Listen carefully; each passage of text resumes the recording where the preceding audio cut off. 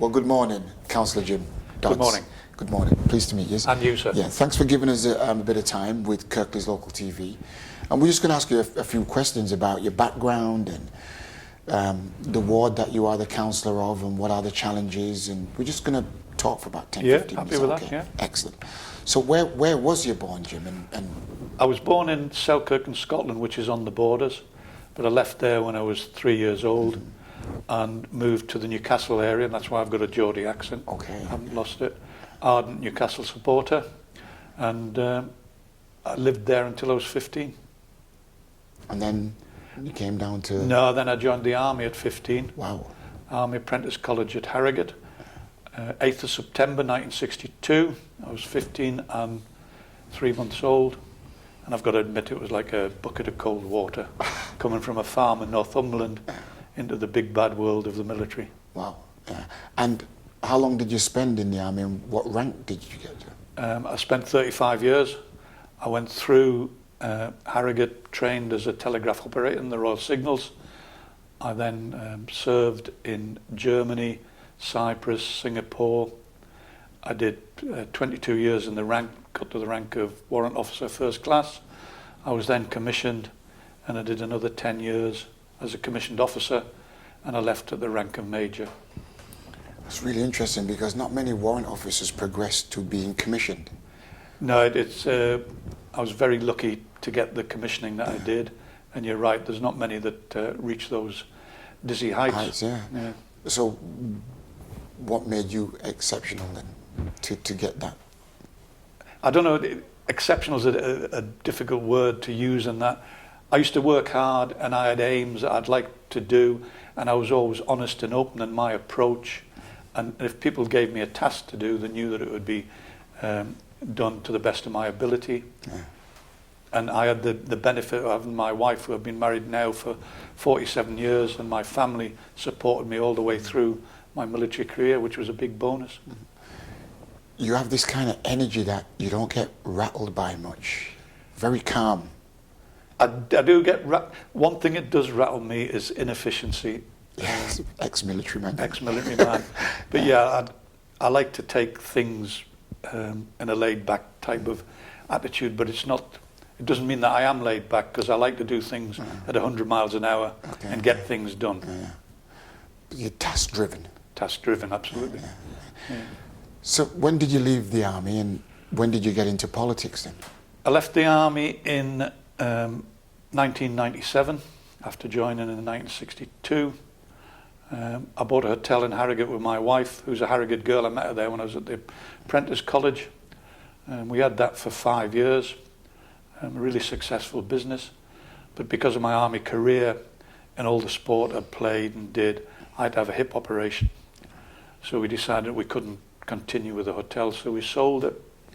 And at the time, our daughter was living in Shelley, our son in Emily, so we moved across to this area. Oh, right. And for 6 months I retired, played golf 3 times a week, did the garden, and then I thought, no, I'm bored with this.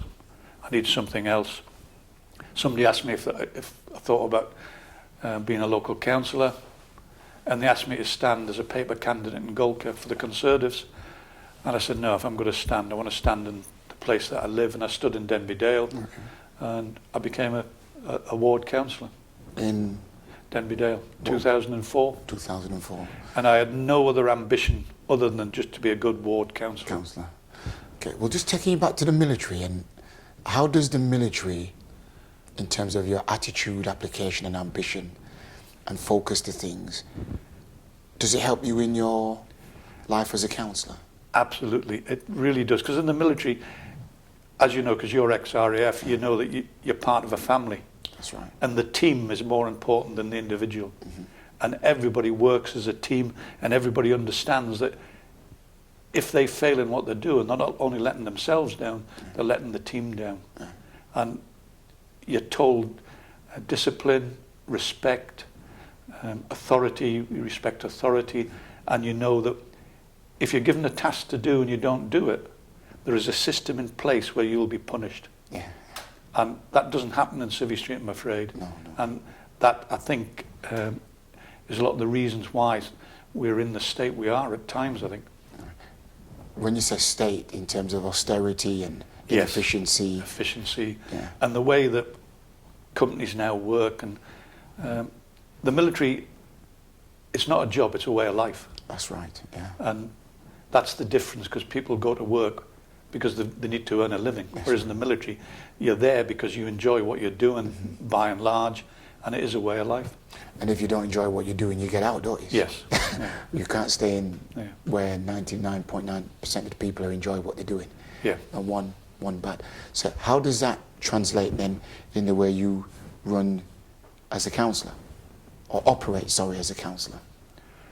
Because I've got a very organised brain, and again, that's through the military training that you're given. And I always look at all the different problems you're faced with, from potholes up to somebody being flooded, to planning applications. And I always lay out what needs to be done, how am I going to get to the position where I want to be, and how quickly can I do it? Because I like to do everything as fast as I can. Sometimes that's not always easy, because the council, and I think Kirklees Council will be no different from other councils, they work sometimes at a very slow pace, which can be frustrating at times. Let's have a meeting to talk about a meeting. Yes. Yeah. That must be very difficult for you to adjust then. Are you still adjusted? Yeah, it is a difficult adjustment to make. One of my commanding officers in the army used to say, if you have a meeting that lasts more than an hour, people are talking hot air. And by and large, he's right. Wow. And sometimes we have meetings that go on for 3 or 4 hours. And at the end of it, you think, what's the outcome of this? And sometimes it's very little. Yeah. You know, you go around the buoy at the same time over and over again, and you come out at the same point that you went in. And that was the reason that really I left the army. Because I left in 1997, and I said I could have done another 5 years.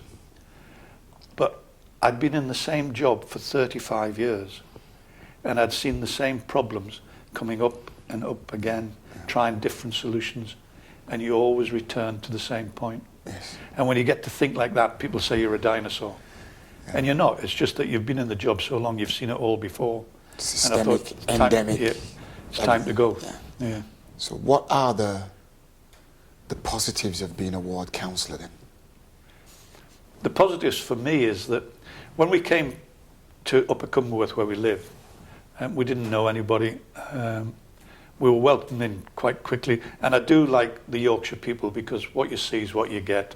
A bit like the Geordies. A bit like the Geordies, a bit like being in the military. You know, people say what they mean, and I wanted a way of getting into the local community, and I thought, well, if I became a local councillor, I'll get to know people, and that's how it first started. And the more you get involved, you realise what a difference you could make to the community you're living in, which is important. Does it feel like you're the head of the family in your ward? No, I don't feel like that at all. I feel as though that I'm there for people to come to with their different problems, and I'll help them all I can. But I wouldn't put myself on a pinnacle to say I was head of the family. No. Okay. No. Okay. And the challenges in the ward? Oh, the challenges are just amazing.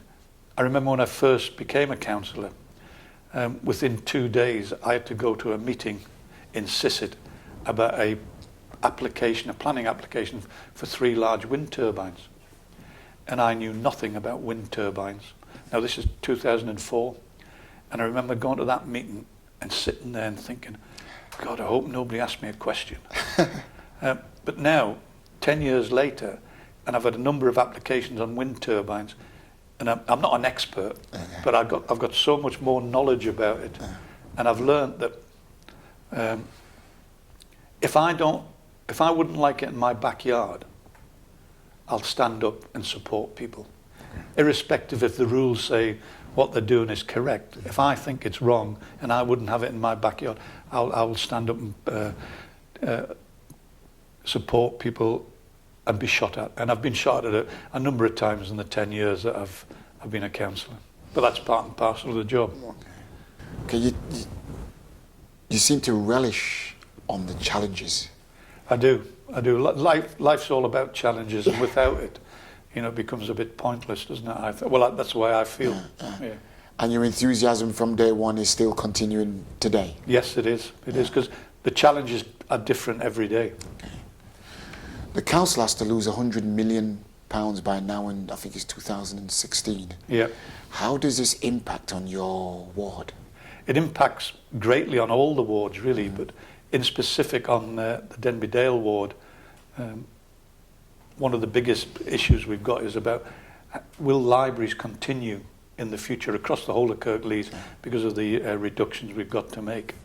And I think it's about 2.5 years ago, the present administration put out that the Denby Dale Library could be run by volunteers. Well, in Denby Dale, that was alongside 7 other libraries throughout Kirklees. And in Denby Dale, that went down like a lead balloon.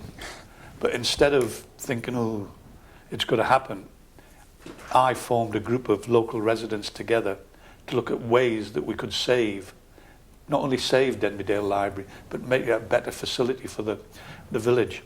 And I've been amazed at the community response we've had since doing that. And a lot of the times we had to work under the radar because we didn't want to set hairs running unduly about what we're trying to do. And what we're trying to do is, on the existing site of the library, which is present is in a porter cabin, which is past its sell-by date, we're going to put on there a brand new 2-storey building, which will incorporate not only the library, but an internet cafe, a charity shop, offices, and meeting rooms that can be hired out. Nice. Now, that's going to cost around £300,000. Through Kirklees Council, the area committee, the parish council, we've already raised £185,000 towards this target. And we went public on the 8th of May 2013 with a presentation in the Methodist Church in Denby Dale. And from that, we've had expressions of interest from nearly 24 local businesses to give us roof tiles free, wrought iron railings free, equipment for the cafe, seating, etc. free, equipment at cost, labour at free charge, and now we're just working up all these offers of support. What does that mean in monetary terms, so we can reduce what we need to still raise to get the building up and running.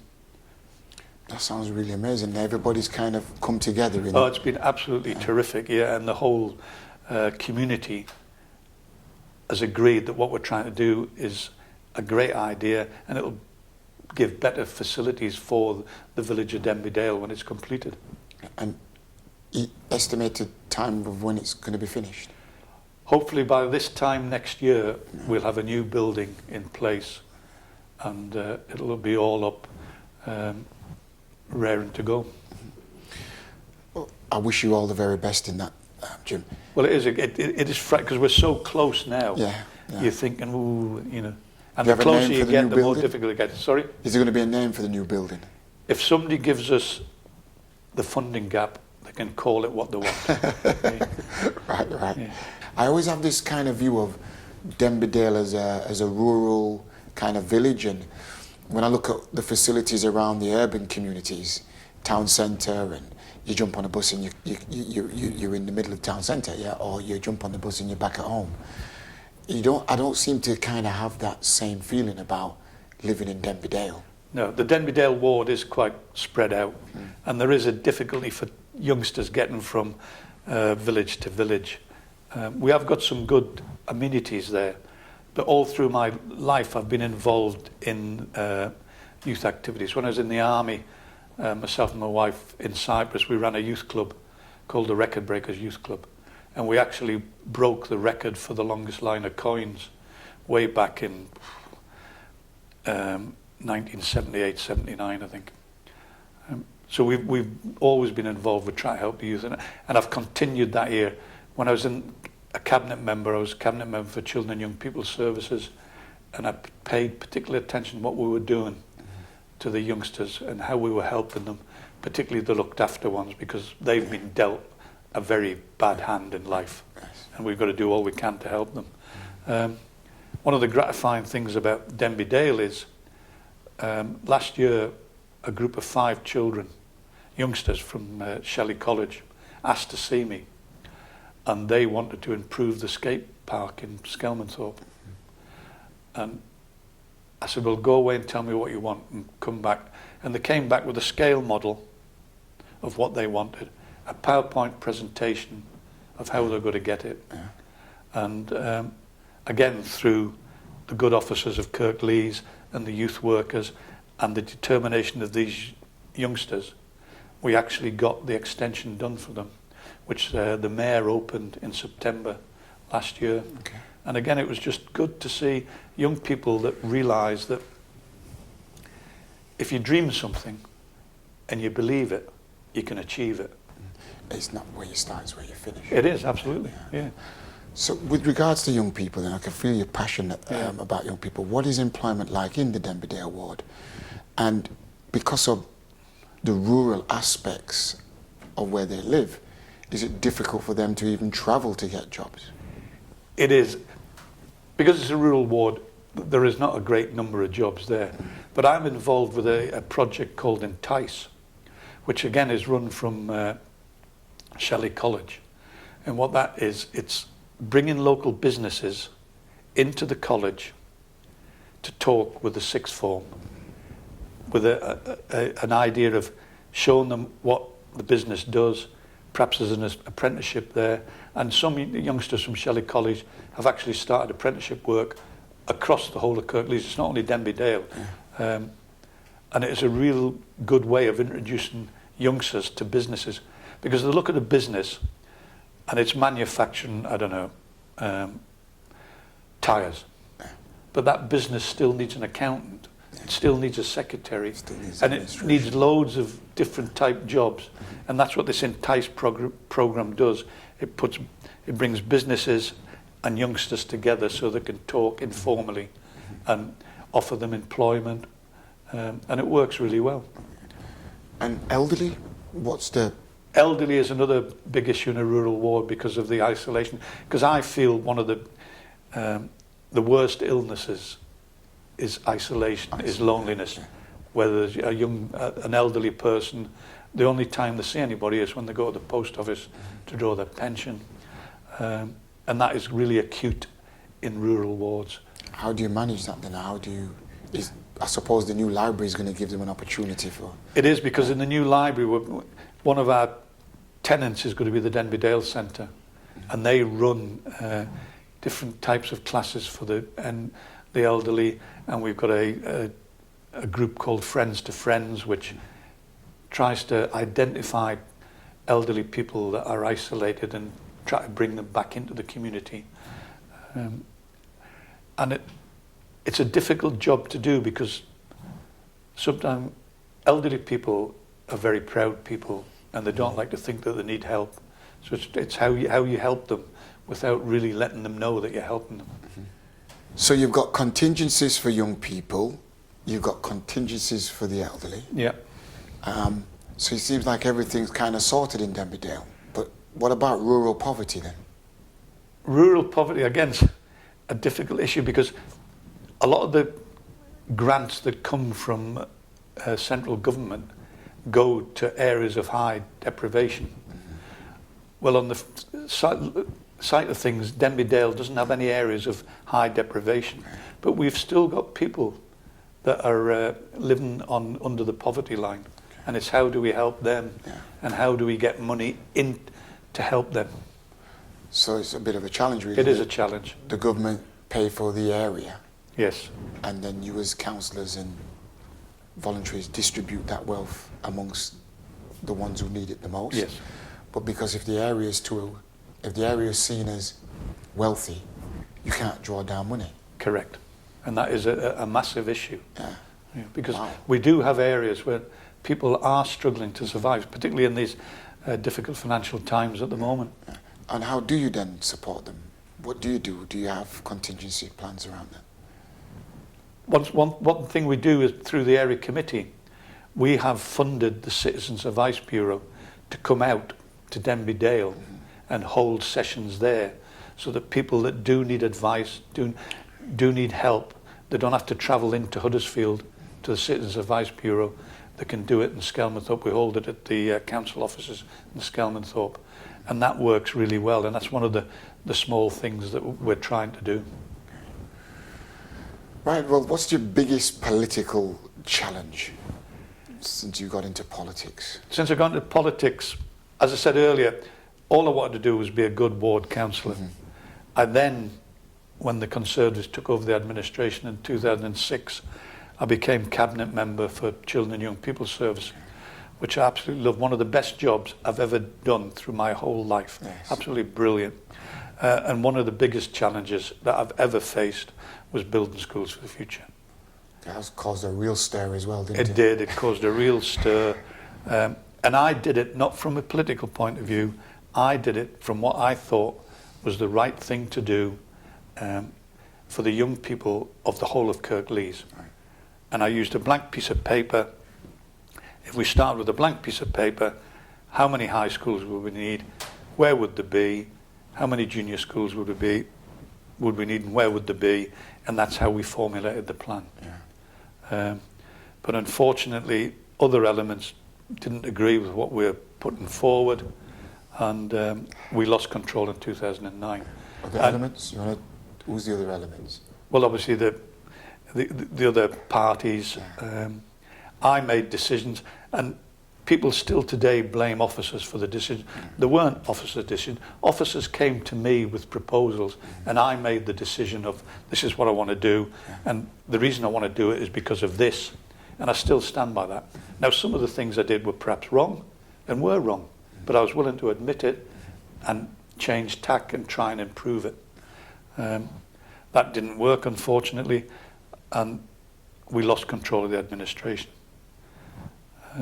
But it was a difficult time for me, and one that I struggled to try and, because we lost £500 million. Wow. Yes, from central government. From central government. Yeah. That must have been hard to swallow. Well, it was, because we were so close to achieving the right outcome from building schools from the future. Well, I really admire your honesty as well, and as a true officer of the army, saying that no, the book stops with you. Well, it did, and it still does. I closed. I wanted to close 3 nurseries because they were being funded by the council. Parents were getting extra money from the government for them to go there, so they were getting funded twice, and they weren't efficient. And I closed 2 of them. The third one I remained open, but the amount of flack I got from parents, and again, I still believe the decision that I took was the right decision for the council. It may not have been the right decision for those parents involved, but I couldn't help that. Yeah. What's your biggest achievement then? The biggest achievement to press, because the biggest achievement will be the Denby Dale Library when I get that up and running, or the Denby Dale Community Centre. But the biggest thing that gave me the most satisfaction as a councillor was the Kirklees Youth Games. Because again, when we took power in 2006, I looked at how could we engage the youngsters of Kirklees into sport. Because again, through my army career, I've played all different types of sport. And to me, sport's the way that you break barriers between cultures, between different people. Because when you're playing sport, you're all in a team, you're all playing together, and there are no barriers.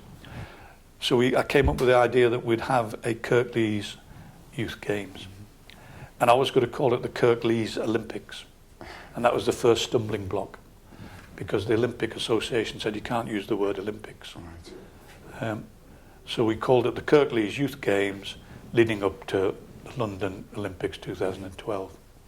And throughout the whole of Kirklees, we had different sporting competitions across the board, and we got everybody involved, and everybody got a medal or a certificate. And to see youngsters that for the first time in their life they had won something. Was amazing. Okay, final message to the Denby Dale ward? We live in a lovely ward, and we've got to make sure in these difficult times that we work together to make sure that we keep the ward safe for everybody, and to keep the communities working well together, and to keep improving the facilities we've got. And with regards to austerity? I think we've passed the worst of it now, and I think we're moving forward into a better place. But it is going to take time, and we've just got to make sure that we don't have a glitch in it and fall back into recession. Yeah. Okay. Well, thank you so much, Councillor Jim Dodds, for giving us your time. It's been fantastic. And an excellent experience. Yeah, thank you. yeah, and I think... And for a blue job, you're not bad. I'll take you up on that one later.